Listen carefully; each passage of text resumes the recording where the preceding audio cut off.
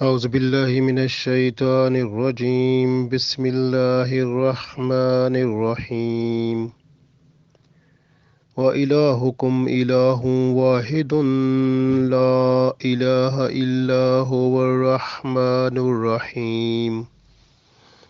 عزیز دوستو، السلام علیکم ورحمۃ اللہ وبرکاتہ۔ سورۃ البقرہ آیت نمبر 163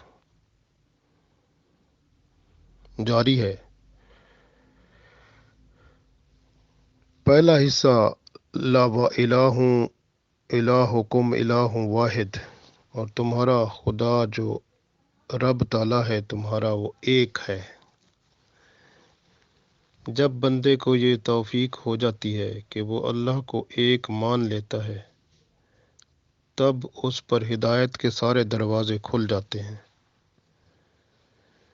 اللہ کو ایک ماننا یہ چابی ہے ہدایت کے دروازوں کو کھولنے کی، جسے کہتے ہیں کہ لا الہ الا اللہ محمد رسول اللہ کو جنت کی چابی کہتے ہیں۔ اللہ کی وحدت جو ہے وہ چابی ہے جو ہدایت کا راستہ کھول دیتی ہے۔ جب بندہ اللہ کو ایک مان لیتا ہے، اس وقت اس کے اندر سب کچھ ایک ہو جاتا ہے۔ گویا ایک ماننے کا مطلب بہت بڑا مطلب ہے۔ جس طرح سورہ اخلاص میں اللہ تعالیٰ کو ہم ایک مانتے ہیں، قل هو اللہ احد، کہہ دیں کہ وہ اللہ تعالیٰ ایک ہے، ایک اناؤنسمنٹ ہے، ایک اعلان ہے سورہ اخلاص میں، جس میں اللہ کو ایک ماننے کا اعلان ہے۔ اللہ کا کوئی شریک نہیں ہے، اللہ کا نہ کوئی بیٹا ہے، نہ بیٹی ہے، نہ اولاد ہے، نہ بیگم ہے، نہ اللہ کے برابر کوئی ہے۔ وہ صورت، اس کا نام اخلاص ہے۔ تو اخلاص کا مطلب ہوتا ہے تمام جو کچھ بندے کے ذہن و گمان، وہم و گمان میں ہوتا ہے،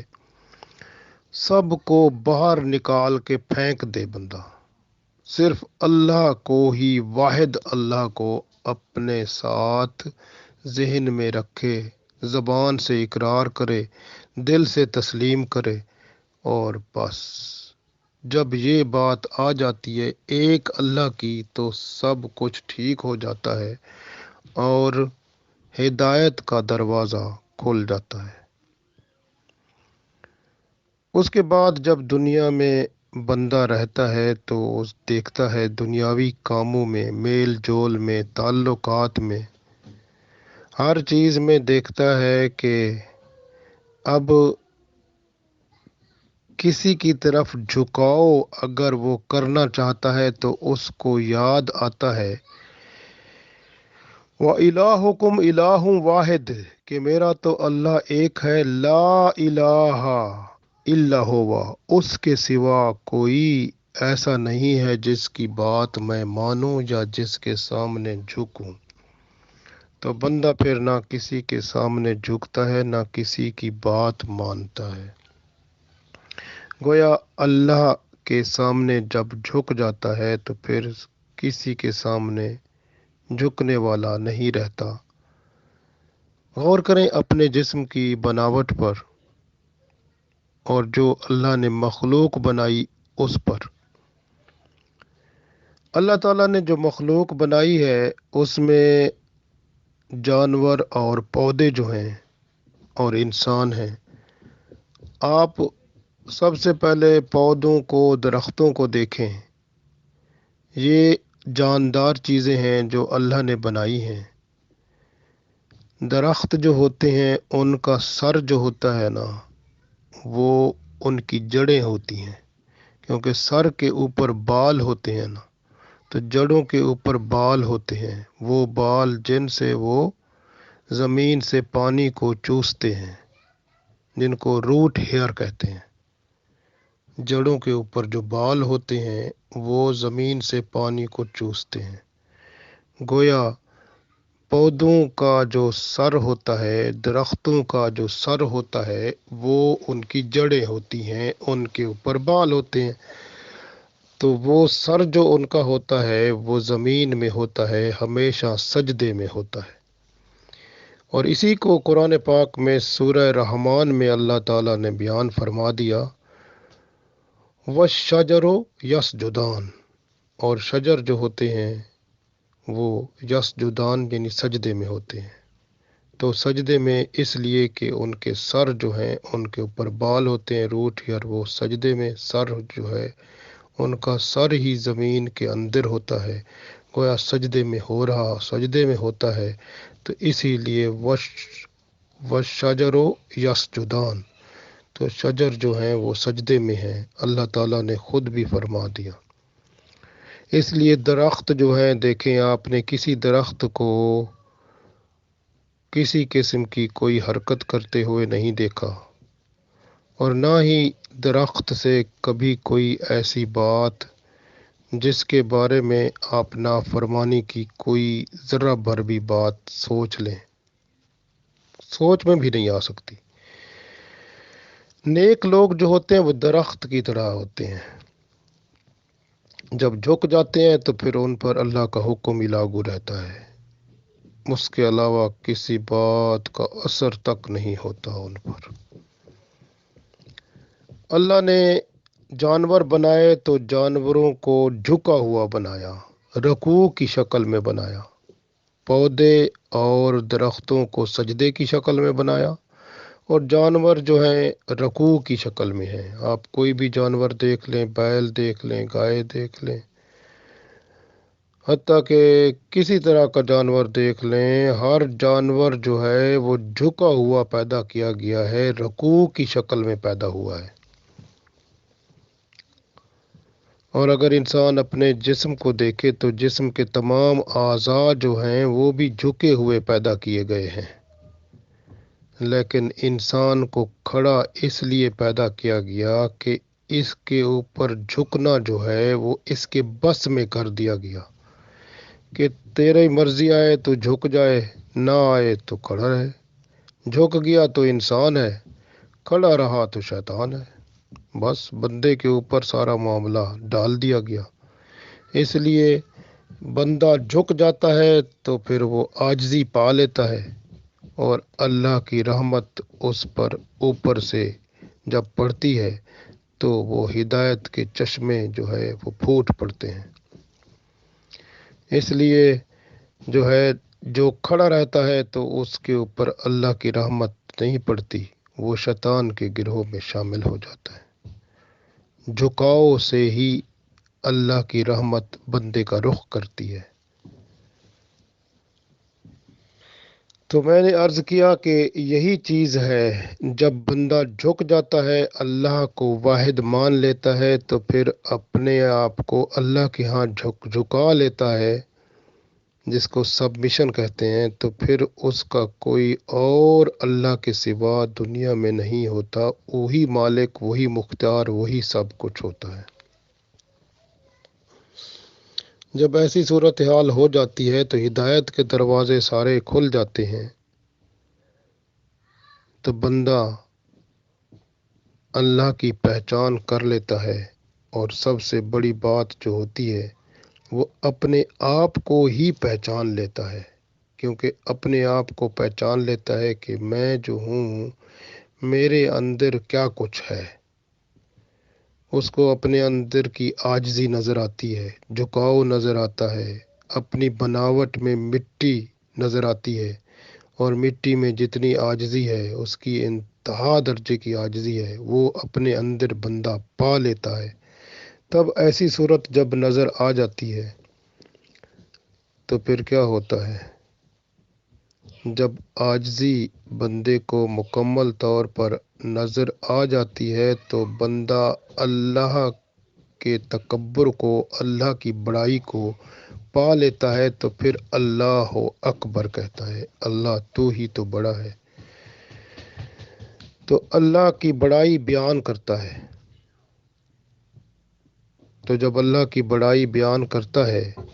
جتنا زیادہ اللہ کی بڑائی بیان کرتا جاتا ہے اتنا زیادہ عاجزی اس کے اندر آتی جاتی ہے۔ یہ ہے اللہ کی رحمت۔ بڑائی بیان کرتے جاؤ اللہ کی، عاجزی اتنا زیادہ بندے میں آتی جاتی ہے، اور پھر بندہ جو ہے خلوص دل سے جب اللہ کا ہو جاتا ہے اور اپنے اندر رحمت ربی پاتا ہے، نرمی اختیار کرتا ہے، سختی سے دور ہو جاتا ہے، اور یہ نرمی اس کی جو ہدایت مل چکی ہے اس کو مینٹین کرتی ہے، اس کو برقرار رکھتی ہے۔ آپ دیکھیں، سختی سے جدا ہو جائیں گے آپ، دوسروں کے ساتھ تعلق ختم ہو جاتا ہے۔ نرمی جو ہے وہ تعلق کو بحال رکھتی ہے، اور بندہ اس چیز کو محسوس کرتا ہے کہ بندے میں جب عاجزی آتی ہے، عاجزی کو بحال رکھنا ہی نرمی میں مضمر ہے، اور یہی چیز نفس کو جھکانے پر مصروف کر دیتی ہے بندے کو، کیونکہ نفس کی پہچان بندے کو ہو جاتی ہے جب اللہ کو وہ پہچان لیتا ہے۔ من عرف نفسا فقد عرف ربا، بس جس نے نفس کو پہچان لیا اس نے اللہ کو پہچان لیا۔ کچھ لوگ ہوتے ہیں جو اللہ کو پہلے پہچان لیتے ہیں، نفس کی پہچان بعد میں اللہ کرا دیتا ہے ان کو۔ کچھ لوگ ہوتے ہیں انہوں نفس کو پہلے پہچان لیتے ہیں، اور پھر نفس کی پہچان جو ہے وہ اللہ کو پہچاننے پر وہ بندے کو مجبور کر دیتی ہے، اور پھر بندہ اللہ کو پہچان کر اللہ کا محبوب بن جاتا ہے۔ من عرف نفسا فقد عرف ربا۔ اور جب ایسی صورتحال ہو جاتی ہے، پھر بندہ جو ہے جب ہدایت کو پا لیتا ہے تو ہدایت کو پھر سنبھال کر رکھنا بندے کے لیے بہت اہم ہے۔ تو ہدایت کو سنبھال کر رکھنا بندے کی نرمی میں، اور جیسے اللہ نے رحمان اور رحیم فرمایا تو بندہ جو ہے وہ رحیم ہو جاتا ہے، یعنی اپنے مسلمان بھائیوں کے ساتھ بہت نرم ہو جاتا ہے، اور رحمان کا مطلب ہے جو مسلمان نہیں ہیں یا دوسری مخلوق ہے ان کے ساتھ بھی نرمی کا ہی سلوک رکھتا ہے۔ تو جب ایسی صورتحال پیدا ہوتی ہے تو ایمان جو اس کا قائم ہو گیا ہے اللہ پر، وہ ایمان اس کا بڑھتا جاتا ہے۔ تو ایمان کا بڑھنا جو ہے رحمان اور رحیم کی صفت سے، اس کا رحمان اور رحیم کی صفات ربی کا عکس جب بندے میں آنا شروع ہو جاتا ہے تو یہ ریفلیکشن جو ہے، یہ عکس جو ہے بندے کو رب تعالیٰ کے قریب ترین کرتا جاتا ہے، اور بندہ تقوی کے مقام پر پہنچ جاتا ہے۔ اور تب بندہ ایسی صورتحال میں جب ہو جاتا ہے تو اس کو یہ بخوبی پتہ چل جاتا ہے کہ جب اللہ نے ایک مرد سے ایک عورت کو پیدا کیا تو اس کو سمجھ آ جاتا ہے کہ آدم علیہ السلام سے حوا کا پیدا ہونا، پھر وہی اللہ اسی نے ہی ایک عورت سے مرد کو پیدا کیا، عیسیٰ علیہ السلام کا مریم علیہ السلام سے پیدا ہونا، تو گویا اس کو اللہ کی نشانیوں کا اتنا مکمل طور پر ایمان کامل نصیب ہو جاتا ہے کہ بندہ اپنے اندر کسی قسم کی ذرہ بھر بھی لغزش نہیں پاتا، ایمان میں کامل ہو جاتا ہے۔ اللہ تعالیٰ کی رحمت اور ملتی ہے تو ایمان کی قوت اور بڑھتی ہے، اور جب یہ بندہ پھر مہربانی اور لطافت میں ایثار کو قائم رکھتا ہے تو ایمان کی دولت اس کے اندر بڑھتی جاتی ہے۔ جب ایمان کی دولت اس کے اندر بڑھتی جاتی ہے تو پھر اس کی زبان جو ہے جھوٹ، غیبت، چغلی، تہمت، بہتان، مذاق، ہنسی، بے حیائی کی باتیں، بری باتیں، الزام تراشی، طنز و مزاح، بری باتیں، گالی گلوچ، شکوہ شکایت، ہر چیز سے محفوظ ہو جاتی ہے، اور اس کے کان بری باتوں کے سننے سے، غیبت، چغلی، جھوٹ اور غلط چیزوں سے محفوظ ہو جاتے ہیں۔ آنکھیں جو ہیں اس کی غلط چیزوں کے دیکھنے سے محفوظ ہو جاتی ہیں اور غلط علم کو حاصل کرنے سے محفوظ ہو جاتی ہیں، ایسی چیزوں کو جن کو پڑھنے سے بندے کا دماغ جو ہے بدلتا ہے، خراب ہوتا ہے، اس سے بھی اس کی جدائی ہو جاتی ہے۔ ٹی وی، ڈرامے، دوسری چیزیں، فلمیں، ان چیزوں میں دل ہی نہیں لگتا، اور صرف دل لگتا ہے تو آنکھ کے سامنے اللہ کی کتاب اور اللہ کے رسول صلی اللہ علیہ وسلم کی بتائی ہوئی سب باتوں میں دل لگتا ہے۔ خواہشات کا سمندر جو ہے، جو بندے میں ٹھاٹھے مار رہا تھا، اس کی تباہی پھر جاتی ہے۔ ریاکاری، دکھاوے کی تباہی پھر جاتی ہے۔ حرام و حلال کی جو چسکے کھانے پینے کے تھے وہ ختم ہو جاتے ہیں۔ نمود و نمائش کی خواہش جو تھی وہ ختم ہو جاتی ہے۔ سلفیاں اور انداز بیان بدلنے کے اور دنیا کو دکھانے کے انداز، سوشل میڈیا میں آنے کے اور سوشل میڈیا میں دوستوں اور یاریں قائم رکھنے کے سب انداز ختم ہو جاتے ہیں، اور جو جنسی خواہشات ہیں، ہر قسم کی خواہشات، لواطت، زنا اور بے حیائی، برائی کی سب ختم ہو جاتی ہیں۔ لالچ، حرص، طمع، دنیا اور مافیہ کی سب ختم ہو جاتی ہے، اور پھر بندہ جو ہے وہ برے کاموں میں تعاون سے محفوظ ہو جاتا ہے۔ وَلَا تَعَاوَنُوا عَلَى الْإِثْمِ وَالْعُدْوَانِ، نہ پھر وہ گناہوں کے برے کاموں میں وہ تعاون کرتا ہے، نہ اس کے ساتھ تعلق رکھتا ہے۔ تب اس کا جو ہے دل اللہ کی وحدت کی گواہی دیتا ہے، اور اس وقت وہ جان لیتا ہے کہ کلکم راعٍ کلکم مسئول عن رعیتہ، گویا اس کو معلوم ہو جاتا ہے کہ میرے جسم کے تمام اعضاء جو ہیں، ان پر وہی رب جو واحد ہے اسی کا قانون ہی چلے گا، اور ان کی ہر حرکت جو ہے اللہ کے حکم کے مطابق ہوگی، اور کیونکہ قیامت کے دن ورنہ مجھے جواب دینا پڑے گا، تو پھر وہ کیا ہو جاتا ہے؟ وہ دوسروں کے لیے نفع بخش ہو جاتا ہے، جس کو رسول اللہ صلی اللہ علیہ وسلم نے فرمایا کہ ایسا بندہ پھر خیر الناس من ینفع الناس، تو وہ خیر بن جاتا ہے، بہتر بن جاتا ہے، دوسروں کے لیے نفع دینے والا، فائدہ مند بن جاتا ہے۔ تب وہ اللہ کا بہت قربت والا اور رحمت والا بندہ بن جاتا ہے۔ اللہ کے نام رحمان اور رحیم کے ساتھ جب تک بندہ منسلک رہتا ہے، اللہ کے رسول صلی اللہ علیہ وسلم نے فرمایا جو بندوں پر رحم نہیں کرتا اللہ اس پر رحم نہیں کرتا۔ تو رحم کرنا، نرم دل ہونا، یہ بندے کی صفات ہوتی ہیں جو ہدایت پر گامزن ہو کر ایمان کے اعلیٰ درجات کو پا رہا ہوتا ہے، اور حسن اخلاق کا اعلیٰ مقام ہے نرم ہونا، اور دل اور جسم اور ذہن ہر طرح سے بندے کی گفتگو ہو، خیال ہو، سوچ ہو، ہر جگہ پہ نرمی آ جاتی ہے، بندہ رحم دل ہو جاتا ہے، اور یہی رحم دلی اور نرمی جو ہے بندے کو اللہ کے اور قریب کرتی جاتی ہے۔ جو ہی بندہ مشکلات پر صبر کرتا جاتا ہے اور اپنی زبان کو نہ کھولتا ہے اور نہ اپنے جسم کے دوسرے اعضاء سے کسی قسم کا اظہار کرتا ہے، بلکہ جسمانی طور پر، ذہنی طور پر، روحانی طور پر، قلبی طور پر بندہ اللہ کے نزدیک صبر کا، برداشت کا، تحمل کا ایک منبع بن جاتا ہے، اور اللہ تعالیٰ اس کو اپنی رحمت کے گھیرے میں لے لیتا ہے۔